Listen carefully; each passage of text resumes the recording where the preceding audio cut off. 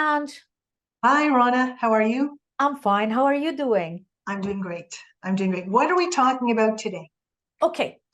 One thing that is extremely important is the relationship between the learner and the instructor. Research has definitely indicated that it has an impact on satisfaction, engagement, most importantly, retention of learners. Yeah. So, how can we make sure that the relationship between the instructor and the learners is positive? Take it from here. Yeah. Sure. That's great. The thing that comes to me is at what point do I start creating and building that relationship, investing in that relationship with the learner? So for me, it starts even before the class starts. So Okay. a month, 3 weeks, 2 weeks, something like that. I tend to send out an initial email to say hello, introduce myself, talk a little bit about the course, see if they have any questions. And if I want them to do anything before the course, I would ask it in that email sort of idea. What do you I think like about that? that. I like that. It goes very closely with the survey that we talked about, the pre-course survey, or checking out with the learners before Right, we start. Again, there's the caveat of if you have access to that, because not everybody has that. But right. I love that because part of what the learners have is not knowing the faculty member. Especially in a course that might be asynchronous online where you don't actually see them or hear them. So how do you develop that relationship, right? And exactly. And just to be clear, this is not with the stalking approach or Oh, perspective, no. but this is human nature. And I do believe that many of my students would tend to go and search, or yours or whoever would try to find something about their professor when they're taking a course. And guess what? There's rate my professor. That's for another day. That's for another discussion. But I hear you. How can we make it more positive? I like your introductory email ahead of time. Right. And if I do want more information, like in a survey, I'll include the link, but Yeah. the email will be its own little thing to say, hi, this is who I am. How are you? And I'm looking forward to it. And I have to sound excited about this course. I want to sound excited about the course because I usually am, so that maybe it gets contagious with them, that they're excited before they even get there. Okay. You just made me think of something. Go ahead. On one side, when I've done this a couple of times, not a month before, because it's too early in my opinion, but to each his own. But that being said, I send it something like a week earlier, Hmm? get introduced to them. And sometimes I've included my LinkedIn account. If you want to learn more about me, you can check that. But the thing that made me, that clicked when you said you need to sound uh, positive and excited about it. Nowadays, I guess a video, an introductory video, might go a long way more than an email. What do you think? That's a great idea. And I've seen other profs do that, other people do that, introduce themselves like at the football stadium of the university, right? So you're kind of showing the campus at the same time that you're sort of Oh, introducing nice. yourself. It doesn't always have to be like in an office, Mhm. let's get outside of the other And stuff. It could be a walk in a nature park that you just start talking about things. I think that's a great idea. it all depends on the personality of the faculty member and Yes. where you are. So there's no recipe, I guess, but it starts early on. How about during the course and from day one? Fantastic question.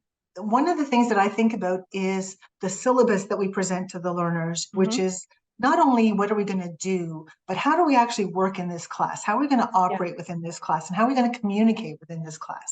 And that, several people will say that that's the contract that you have with the learners, which I agree with. But then you must stick to that contract, right? I will do what I said I'm going to do. So if in there I say, this is how you can communicate with me, reach me, and if you don't get me, I'll respond within 24 hours. Well, then I will respond within 24 hours because that's what I've said. I've committed to that to the learners, and I really need to stick to that Exactly. because if I'm predictable, they can trust me that way, right? If Angela said she's going to do X and she doesn't do X, I'm not really trusting Angela very much. What do you think about that? I totally agree, but I'm also going to add one. Add everything. Go ahead. Yeah. The thing that really annoys me a lot of time, that sometimes the syllabus, what you put in the syllabus, even if you introduce it and talk about it, some Mhm. some learners don't read it. Have you seen that meme which goes, it's all in the syllabus? So I think we might need to reiterate that, and that's where we might have to meet them halfway through, where we remind them of this in different ways. That's it. I mean, you're right that relationship building is not just before the course or just on the first or second day. It continues throughout the course. Yeah. How we engage with them, how we have them engage with us, sort of idea, and um, just a caring aspect, a human aspect to what we're doing. Mm-hmm. And caring is an interesting concept, caring behaviors kind of thing. What are your thoughts on caring behaviors and how do they sort of show up in your courses? Okay, I have to admit that that was a journey for me. And Good I for think that you. It's for applies, all of us. Let's, I think it applies to all of us. When I yeah. look back at my first few years of teaching, which were in the school context, I was so focused on the content. I had to finish and meet the requirements. This is like something like almost 30 years ago. You know, that was the focus. I didn't have that caring component where putting myself in the shoes of the student. But I think with time, it is a journey.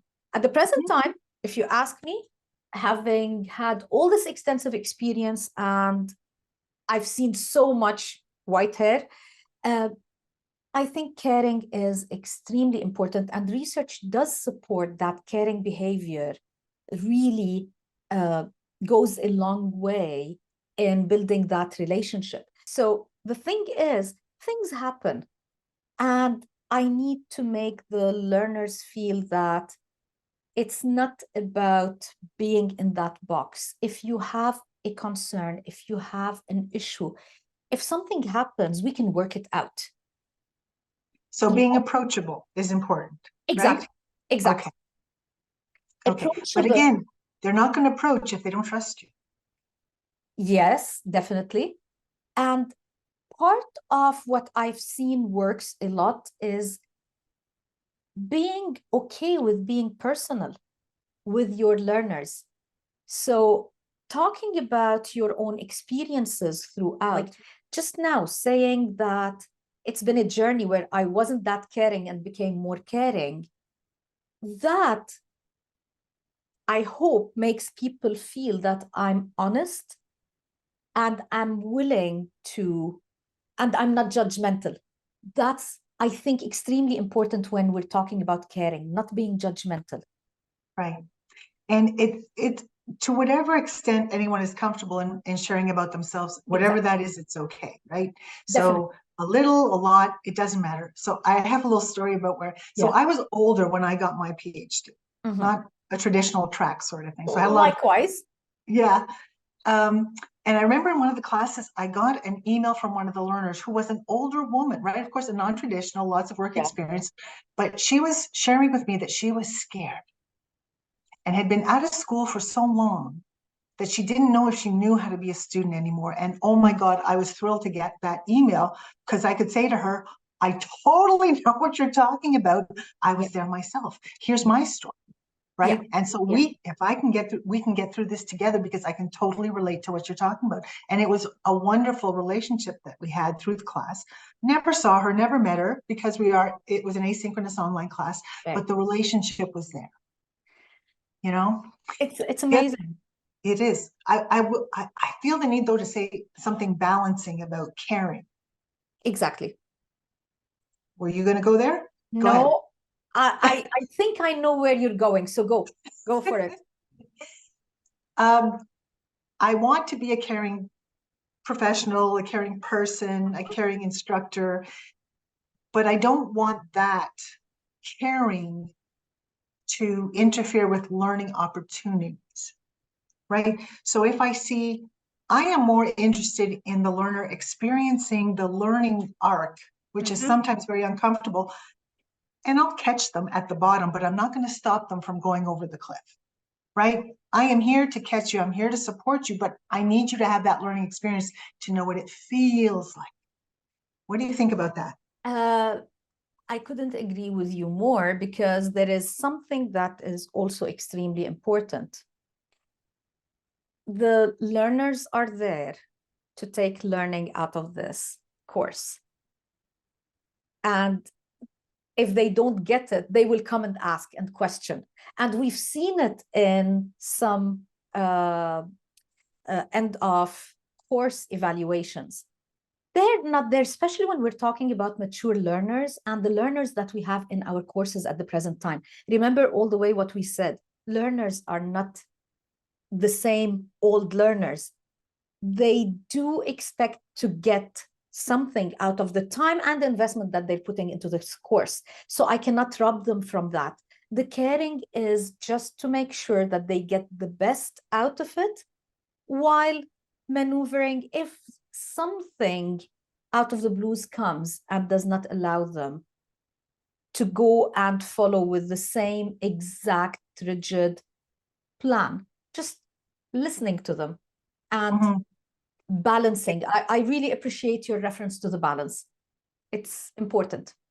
Yeah, I think so too. And it doesn't, it's not a Jekyll and Hyde thing where you're caring sometimes and you're not caring and you're harsh at other times. It's not that at all. It's just walking with them. Exactly. Because you've been on the journey a little bit ahead of them. Exactly. Right? Exactly. Walking with them. Yeah. So, but letting them have their experience, not preventing them from having their experience. Exactly. So I guess in short, the relationship starts early. Building that relationship starts early. It doesn't stop halfway through, it continues. Yeah. And I guess